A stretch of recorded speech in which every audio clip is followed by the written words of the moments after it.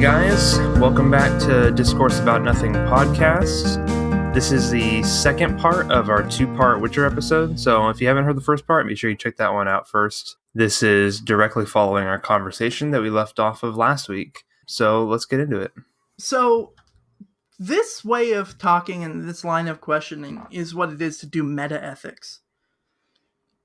And it's a kind of the metaphysics or the study of what morality and ethics is or are. I mean, ethics, morality, same thing, whatever. I don't know. But you step above it and you ask about the status or the existence of moral truths and what it would mean for a moral claim to be true. Because normally when we say something like, my dog is sleeping over there, or my favorite one, the dog shat on the cat on the mat. I have never heard that. It's a famous example of philosophy to say the cat is on the mat.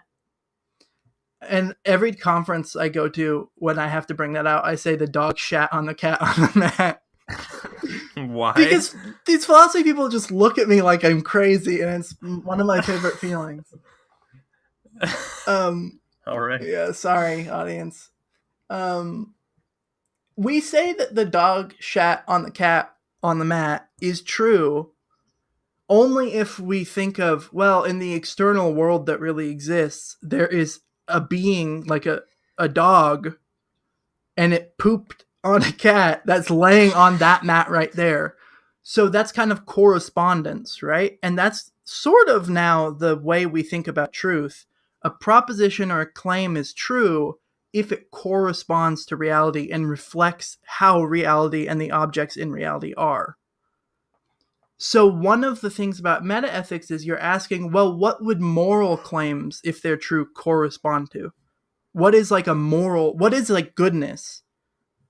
And that's where we get into this concept of like the ancient way of answering that is talking about the good. Traditionally, the good is the very foundation of morality and beauty and goodness and value itself. So it's the thing that we should all like strive to get or to be like.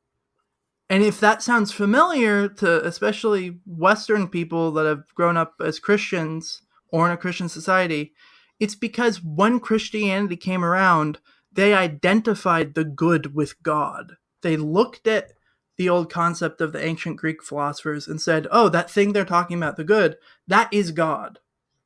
So when you come from a Christian background and you hear things like, well, what's the purpose of life? To pursue God and enjoy him forever is something like what the Westminster Confession says for Protestants. It's because God is himself goodness and beauty. And so to attain him, to strive for him, is to be complete, is to have goodness and beauty itself. Now, in this life, obviously, we can't get to that. If there is such a thing as the good or God like that, we can't get there. We can't be in the presence of God.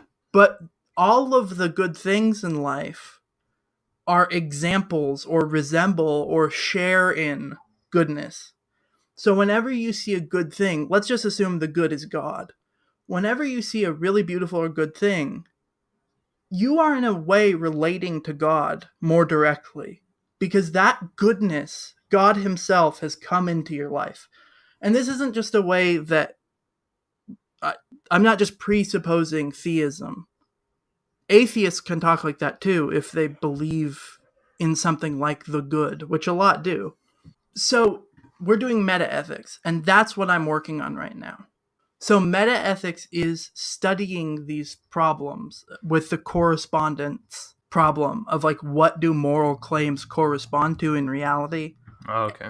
And trying to get at what exactly is the good, if it exists at all. And so in order to kind of answer that fundamental question, was it worth it? Is it worth it to stick around despite suffering and pain?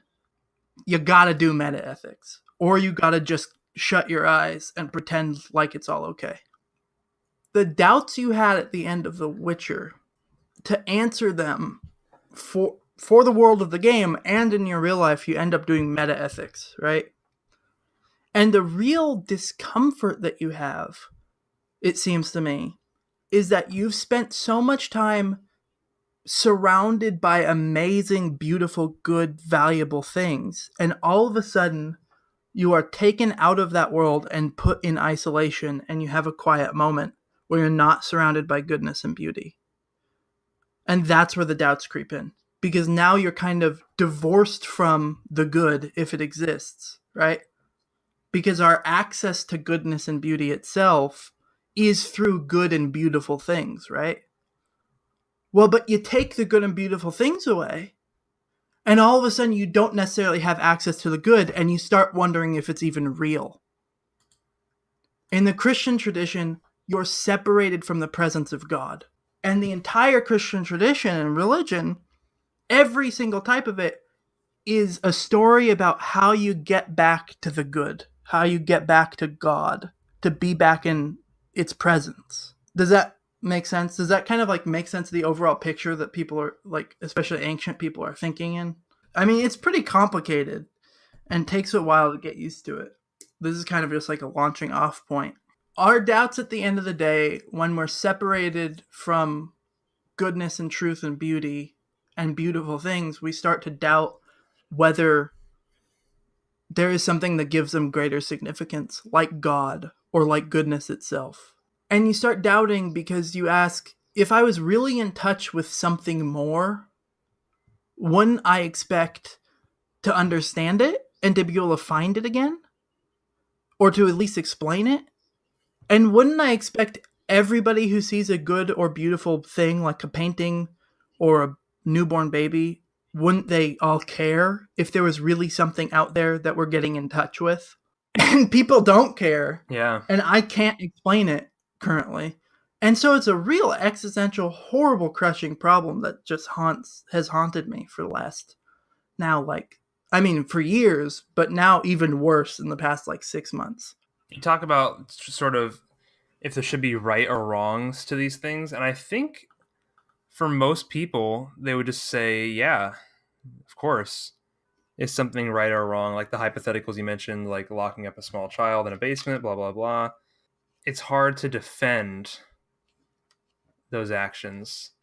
But when you think about, I mean, people who do those things, they probably don't think they're doing anything wrong because they're doing it for their own benefit, for something that just makes them happy or whatever. And so to them, to someone who's mentally deranged, you have to ask these big questions to them or about them, or those kind of people, these psychopaths, sociopaths, about what right and wrong is, because we just kind of assume. Yeah. It's just, yeah, it goes back to just people use how they feel to, I don't know, what's the word? People use how they feel to explain everything. I mean, people argue with their feelings now more than ever. Like that's where the modern kind of outrage culture comes from. Is people just, they feel a certain way, and that should mean everything. Yeah. Like, aren't you upset that I feel a certain way? And kind of trying to validate their own opinion just because they feel a certain way. And I'm not even trying to be like total, you know, oh, the SJWs are ruining the world. Like, I'm not even trying to be like that. I'm just saying, in general, people try to just define stuff with their feelings. And I think there's probably people who say that, look at the Colin Kaepernick controversy, not to be too political, but it's like the guy took a knee, and people who typically called people on the left snowflakes acted like snowflakes. Yeah. It's like these people on the right, conservatives, whatever you want to call them, people on the right were saying for years, oh, these, college campus people or these SJWs, they just get triggered all the time. All they do is argue with their feelings. And then a football player kneels for the national anthem, and then all of a sudden it's about how they feel about it. Yeah. It's like, okay, that is how people define these big questions. It's just how they feel about it. But you can come to the right conclusion that way. It's just not the best method. Would you agree with that? Yeah, you can happen to be right, based on your emotion. But like you said, there technically is no objective right or wrong about it, right? Or is that what you're saying? Well, Or are you saying there I'm is? wondering if there is. I'm Okay, doubting it. that's I'm not. the big question. Yeah, I'm not deciding. Basically, everything you said is right, but basically, it's just these people that their preferences are being violated, and they cry about, "Oh, I don't like this, so don't do it." Is that all we have to argue with? Because if you believe the world is absurd, then that's basically what saying "don't murder a baby" is you're saying something just about human convention or maybe human preferences. So basically, there's a couple different theories about this, but you could boil down a moral claim like "don't murder somebody" to "murder, I don't like it," or "murder, bleh." And it's just a way to manipulate people to get them to behave how you want. And that seems to me totally unsatisfying, because we're That's not satisfied when we're arguing that way about kneeling in football. Why would we be satisfied for saying that that's the basis of morality? yeah. No, and that's what you just described is kind of how like where modern journalism is going. If you go on the little search page on Twitter, the main headline is always, you know, this thing happened and people are mad. And it's okay. Yeah. Who's the authority on this? Who is this moral arbiter that just decides how the majority of all people feel? Did we take a poll? Did we get a sample size of people? And just like it's just sensationalist, weird stuff. It's just things that people want other. It's like there's this thing that happened, and I want this to be the climate of it, and they shape the tone of how a story should be, I guess. Right. And that is how it asks a philosophical question, I think, of just, okay, is that right? Is that wrong? Is that manipulative? Yeah, is it rational or is it just manipulative? Yeah, and that's the question. Does really everything boil down to just manipulation and preference and opinion, or is there some sort of moral knowledge, moral truth? And I mean, that's this sort of refinement is what The Witcher put onto me and crushed me with. And I'm gonna change the title of this to just "The Witcher Crushed Me." that's actually, I think that's actually a better title. I think you should definitely do that. How the Witcher crushed How me. The Witcher crushed my entire life. Um, so I guess I can kind of move to wrap up the conversation on The Witcher and metaethics by just noting a few things, if that's okay. In the face of this absurdity, or this doubt that maybe the world and reality is absurd, that it's just a cold universe that's totally indifferent to our suffering and to morality itself. Like I think the average person would feel pain if they really came to grips with that. And if they don't feel pain now, wait till they get diagnosed with their first disease or their loved ones get cancer. Because if your life is really nice now and super pleasurable, you might not think like, oh yeah, maybe life's not worth it or something. Because obviously my life's full of pleasure. But that's not the common human experience through history or even right now. There's many people starving to death. And I mean, there's many people who have pretty good lives like me, but have some sort of disease that casts a shadow over their entire life. And when you come to grips with, wow, like this is a really finite temporary existence filled with suffering, and if I'm not suffering now, I will. Is there any consolation in the face of absurdity? Is there any comfort? Because imagine having a life that's filled with suffering, and at the same time, that suffering doesn't mean anything. There's no comfort. And that is what some of my favorite philosophers have called like the quest for consolation. And you get that through doing, I think, metaethics. And I should say, in contemporary American society especially, Europe doesn't have this problem as much. Our cities are ugly as sin. Modern architecture is less artistic than it is practical or utilitarian. So our cities, when we walk around them, don't surround us in beauty Okay. and goodness. And at the same time, we're so divided that we cast people who politically disagree with us as evil. And some of them really are. Like, I'm being serious. Some of them are evil. Like, I'm not the type of person that's like, both sides are right. It's like, no, I really hate certain people that we could talk about in another podcast. But we don't have beautiful cities. We don't have beautiful suburbs.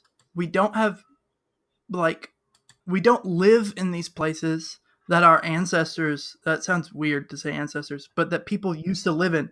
Even poor people in Europe would go into the city with no money and be surrounded by these amazing works of art. And now we go into cities and they're basically these giant boxes.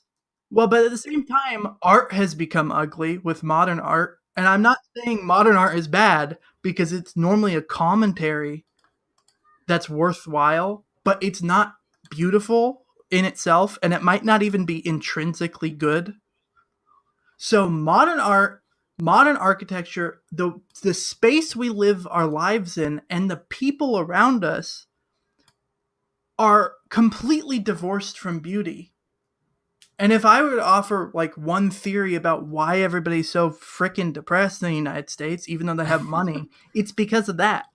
Because Okay. suddenly they found themselves in a place where they're not surrounded by good, beautiful things, and so they don't have a connection with the good and the beautiful itself. And whether or not that exists, it's clearly a desire in a lot of human beings' hearts. Yeah. That longing. And so that longing for consolation in the face of the possibility of an absurd world, that's the question that I think we should all be striving to answer. And I think more and more people are. Um, and I think that's a big reason why people turn to religion for that. That's definitely my story of why I turned to religion, to try to fill that gap.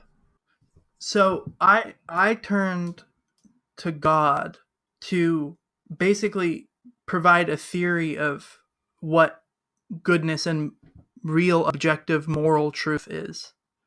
Right? I did that when I was like 16 years old. And I'm still trying to work that out to see if that's the best explanation. So, God is himself the good and the beautiful, and God doesn't change. So, morality at its core doesn't change. And good and beautiful things are always good and beautiful because God makes them, right? Well, but then you ask the question, how do we know through evolution or whatever good and beautiful things, right? Like, why should the things I value match up with what's really valuable? Or why should the things I think are good really be good? How do I sort of have knowledge of that? Well, the Christian just says God builds you with an innate sense of right and wrong that match up to reality. So the Christian system, like at its core, is a metaethic. Hmm. It's this narrative about what morality is and what we need to do in order to align ourselves with the good itself. So that's what I turn to. Um, and I think there's independent rational reasons to believe that something like God exists and stuff like that. We could talk about another time. But after playing The Witcher, I specifically converted to Eastern Orthodoxy because their central theology and doctrine in their worship is actually exactly what I'm describing. It's that God is the good, and through different religious art pieces, you actually in this life commune and have a more direct relationship with God. Okay. Does that make sense? Yeah. And that's, to my knowledge, the only. I mean, every type of Christian could believe that, but I think Eastern Orthodoxy really, if you ever look in an Eastern Orthodox church, it's just filled with art. And it's funny, like in the Protestant Reformation, Protestants actually banned religious art for a while. Why? They thought that it was idolatry to have in church, or I mean, a lot of people in the Reformation thought, like, just period, you shouldn't have depictions of God or Jesus because it's idolatry. And I would say to that, And the really ancient response from Eastern and Catholics has always been, but wait, like, this is how we get to God in this life. We surround ourselves with beauty so we could kind of be in the presence of God more. So it would strip something really fundamental away. But I hope that all kind of makes sense. Like, I mean, The Witcher 3 had a really profound impact on me and made me think about all of this stuff, from the cultural reason for depression, maybe, and the divorce from beauty, to the question of, like, is there really good and evil, right and wrong, to religion. And it all kind of, I mean, it's the most central fundamental question.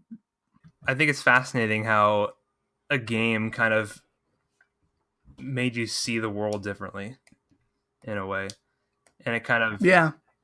taught you about, or not taught you, it informed how you see the world, and kind of it grabbed what you were already studying and made you not rethink it, but it made you dive into it in a way that shook up how you looked at everything, right? I like integrated it into my life rather than just sort of abstractly thinking about it. It became part of me. You wrote that metaethics is essentially a study about the nature of morality. I think that that's a really understandable way to define it, because you were mentioning it earlier, and I was like scrolling through the document you have written for the show, the prep for the show, and I saw that and I was like, oh, okay, that makes sense to me. Does that, because it's the word metaethics just sounds confusing. I think when you throw in meta, you're like, or you say ethics, you're like, okay, I'm with you, and then you say metaethics, and then I think people jump to, okay, what are we? Is this real? What is this? Meta ethics? What are we doing here? That, it's funny.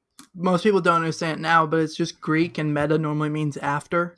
So Aristotle's book, The Physics, from what I know, the book that was on the library shelves or copied after that was available was not titled, and it came after the physics. So they ended up calling it Metaphysics Oh, after the physics. interesting. And now it kind of has this connotation of, like, metaphysics is a study of fundamental reality. Physics studies material things and the laws that govern them. Metaphysics kind of asks, what is a thing? What are the fundamental properties that we can't observe? And then metaethics is like, ethics, but what is ethics?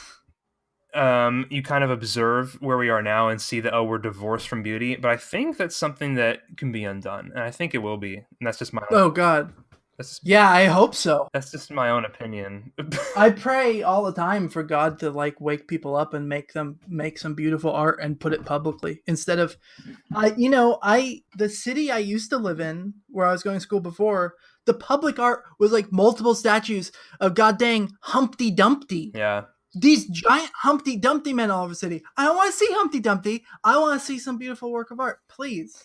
Now, Please. I've been to the downtown Santa Ana. They have an art walk once a month, and I've been a few times. And for every piece of art that I might think is meaningless, for every one or two, there's another one that's striking and interesting. And for every one that's striking and interesting, there's probably for every two that's just striking or interesting, there's one that's genuinely beautiful, objectively beautiful. Yeah. But you can have art that's not beautiful and it still has value too. So Yeah, exactly. I wouldn't want to deny that the Humpty Dumpty art is, like, bad art or something. Like, oh yeah, maybe like it's it good wasn't art. like I it don't wasn't care. impressive, technically impressive to make it. Yeah. Yeah.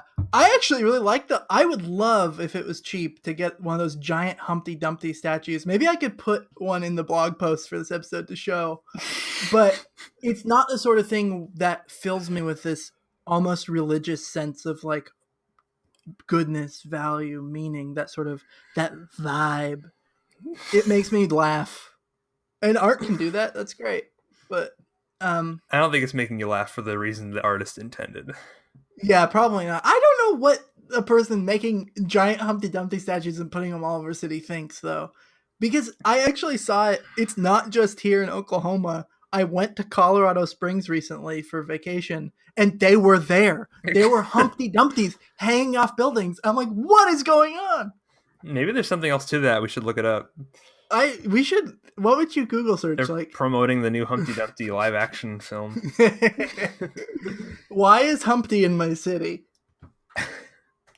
Let's start a petition, like get Humpty out. Yeah. Oh, you know what? Forget tearing down Confederate statues.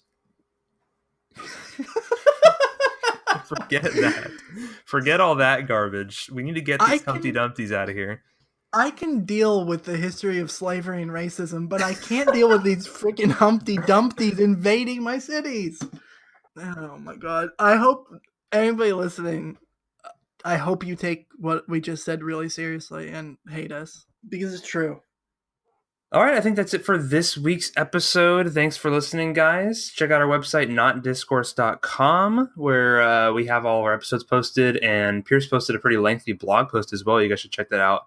It's kind of elaborating on what we've talked about for this week's episode and previous week's episode, both of the Witcher podcasts. Check it out. It's really cool. The website, we're going to add more stuff to it. Pierce is working on his own little solo episode, I believe he's going to be putting up soon. So yeah, check out the website, check out our Twitter, Not Discourse. Send us any questions you have there, and we'll answer them on next week's show. Thanks for listening, guys. Bye.